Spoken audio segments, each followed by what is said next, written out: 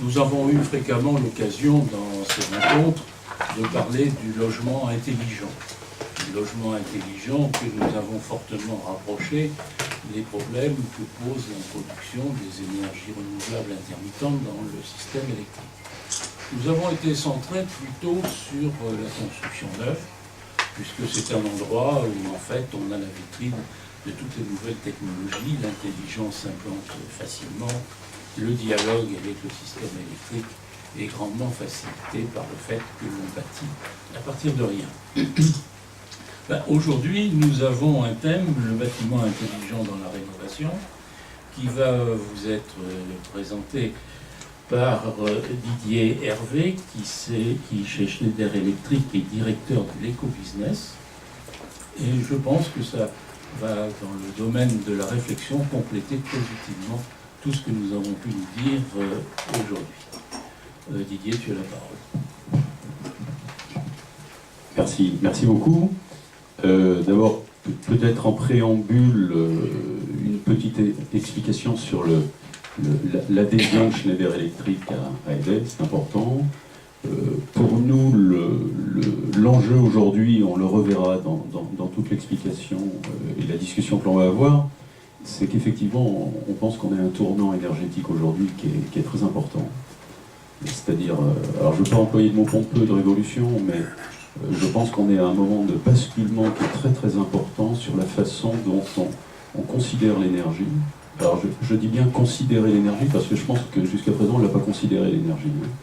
C'était un acquis et on n'a pas considéré qu'un jour on pouvait le perdre cet acquis. Donc la considération de l'énergie est quelque chose d'important qui va nécessiter à la fois, j'allais dire, un travail côté industriel, un travail côté pouvoir public aussi, et puis un travail côté citoyen. Et tout ce qui contribue aujourd'hui à faire en sorte qu'on puisse gérer cette mutation, qui va être une mutation très importante, est pour Schneider Electric quelque chose d'important. Et on pense qu'Eden apporte sa pierre à l'édifice. Et Eden est très important pour faire en sorte que, j'allais dire, l'ensemble de la société puisse passer cette étape, qui est une étape importante. Donc c'est la raison pour laquelle aujourd'hui on a souhaité, et Schneider s'implique aux côtés d'Eden, et est devenu adhérent d'Eden. Alors, pour revenir au sujet qui nous intéresse, je crois qu'il y a un débat qui va s'engager après, et je souhaiterais effectivement que les questions viennent, parce que faire un exposé comme ça est toujours un exercice un peu compliqué. Simplement, ce que je voudrais dire, avant d'entrer dans le vif du sujet de la rénovation, c'est qualifier l'efficacité énergétique, parce que autour de l'efficacité énergétique, on entend transition énergétique, on entend isolation thermique, on entend un certain nombre de terminologies, qui sont parfois, j'emploie un barbarisme, confusantes, c'est-à-dire qui sont parfois difficiles à comprendre pour le commun des mortels. Pour nous, professionnels et industriels, on considère que dans un bâtiment, en gros, il y a l'efficacité énergétique concerne d'une part l'enveloppe du bâtiment, c'est ce qu'on appelle l'efficacité énergétique passive, et d'autre part concerne l'intérieur du bâtiment, et à savoir comment on utilise le bâtiment et comment on se comporte à l'intérieur de ce bâtiment. Et tout ce qui contribue à gérer l'efficacité énergétique à l'intérieur du bâtiment, c'est l'efficacité énergétique active. Ça, c'est un élément important, parce qu'on a tendance quelquefois à mélanger allègrement les deux.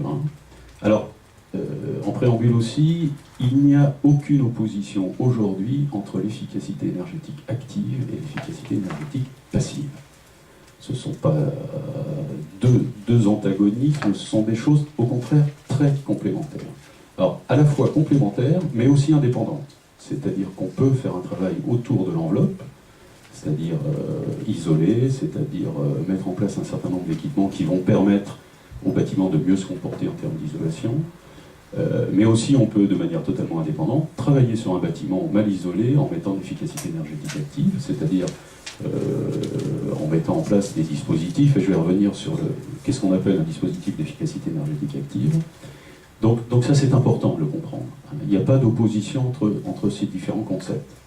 Alors, sur le sujet lui-même de la rénovation, il faut bien comprendre que si j'habite en campagne une maison qui fait 300 mètres carrés, qui est mal isolée, etc., je vais avoir une problématique à régler en termes d'efficacité énergétique, c'est-à-dire que je vais devoir traiter l'enveloppe, mais je vais devoir traiter aussi la façon dont je fonctionne à l'intérieur.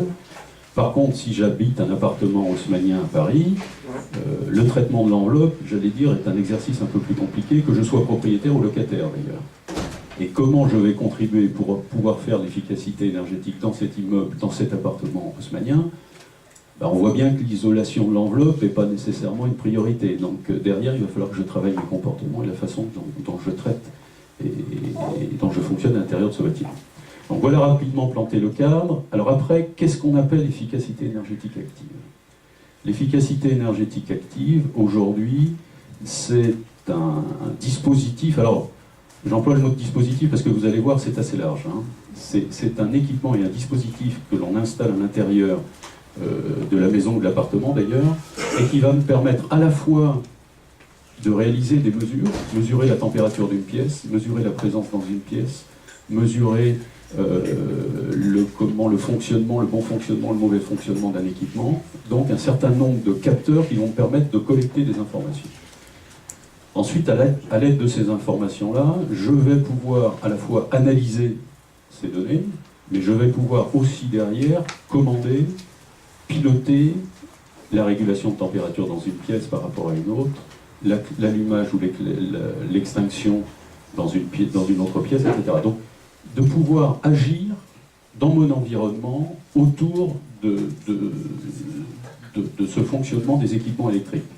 Alors, collecter des données, les analyser, transmettre des données, ça veut dire quoi? Ça veut dire que, au-delà des équipements eux-mêmes, il faut que je mette une couche d'intelligence, et cette couche d'intelligence, c'est quoi? C'est à la fois de l'électronique et de l'informatique. À titre d'exemple, chez Schneider aujourd'hui, sur 150 000 personnes, Schneider est un groupe spécialisé dans la gestion d'énergie et qui était plutôt spécialisé dans les équipements. L'avènement de toute cette efficacité énergétique active nous a obligés à faire des évolutions à la fois dans nos produits, mais des évolutions aussi dans les personnes qui travaillent et ce sur quoi elles travaillent. On avait avant des ingénieurs qui travaillaient sur la construction et la fabrication d'équipements. Aujourd'hui, sur 150 000 personnes, on a 5 000 personnes qui sont des informaticiens. C'est-à-dire 5 000 personnes qui font de la programmation, qui font des développements informatiques. Et tout ça pourquoi? Tout ça pour concevoir des systèmes. Et c'est là où la notion d'intelligence, alors je me méfie avec la notion d'intelligence parce que c'est à double tranchant, c'est intéressant et séduisant intellectuellement parce que on sent que derrière il y a de la valeur ajoutée, mais c'est un peu contraignant aussi, et pour un certain nombre de consommateurs, il y a une sorte d'inquiétude derrière ça, c'est-à-dire que si j'installe un système intelligent, je ne vais plus maîtriser ce qui va se passer chez moi. Je crois qu'il faut qu'on fasse très très attention à ce que l'on va dire autour de tout ça, c'est que les équipements qu'on installe, certes, sont intelligents, mais restent maîtrisés. Et ça, c'est un élément fondamental, doivent rester maîtrisés par l'utilisateur et le consommateur. Alors, voilà rapidement donc ce qu'est aujourd'hui l'intelligence et l'efficacité énergétique active dans un bâtiment. Alors, ce qui est important aussi, c'est que ces dispositifs qu'on va mettre en place, que ce soit dans un appartement ou dans une maison, vont interagir aussi avec l'environnement extérieur, et notamment avec les fournisseurs d'énergie.